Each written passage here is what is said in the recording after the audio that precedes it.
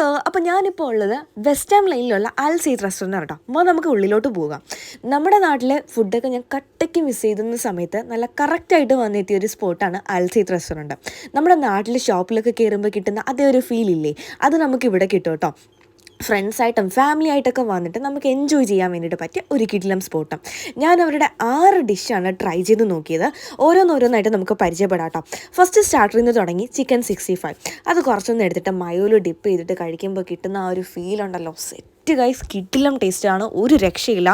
എനിക്ക് എങ്ങനെ പറഞ്ഞറിയിക്കണമെന്ന് അറിയില്ല, അത്രയ്ക്കും കിടിലം ടേസ്റ്റ്. എനിക്ക് ഭയങ്കരമായിട്ട് ഇഷ്ടപ്പെട്ടു കേട്ടോ ഈ ഒരു സംഭവം.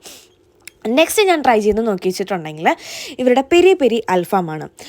ഇതിനെ എന്ന് വെച്ചിട്ടുണ്ടെങ്കിൽ നമുക്കൊരു ഓക്കെ അങ്ങനെ പറയാൻ പറ്റുള്ളൂ. ഒരുപാട് ഹൈപ്പ് കൊടുക്കാനും പറ്റില്ല, എന്നാൽ ഒട്ടും കൊള്ളില്ല എന്ന് പറഞ്ഞ് കളയാനും പറ്റില്ല. പക്ഷേ ഒരു ഓക്കെ ആയിട്ടുള്ളൊരു സംഭവം കേട്ടോ. നെക്സ്റ്റ് ഞാൻ ട്രൈ ചെയ്തിട്ടുള്ളത് ബീഫ് കൊണ്ടാട്ടം വിത്ത് പൊറോട്ട. അടിപൊളി സാധനം എന്ന് പറഞ്ഞാൽ ഒരു രക്ഷയില്ലാത്ത ഒരു കിട്ടിലം സാധനമാണ് ഗൈസ്. മസ്റ്റ് ട്രൈ ആണ്.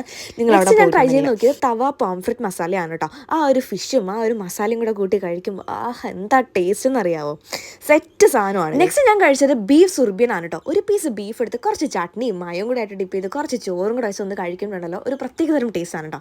അതിനുശേഷം ഞാൻ അവിടെ നിന്ന് 2 തരം മൊയ്റ്റോ കുടിച്ചു, ഒന്ന് ഓറഞ്ച് ഫ്ലേവറിലും ഒന്ന് സ്ട്രോബെറി ഫ്ലേവറിലും. സത്യം പറഞ്ഞാൽ ഞങ്ങൾക്ക് ഇവിടുത്തെ ഫുഡ് ഭയങ്കരമായിട്ട് ഇഷ്ടപ്പെട്ടു. നാട്ടിൽ പോയി ഫുഡ് കഴിച്ച ഒരു ഫീൽ കേട്ടോ.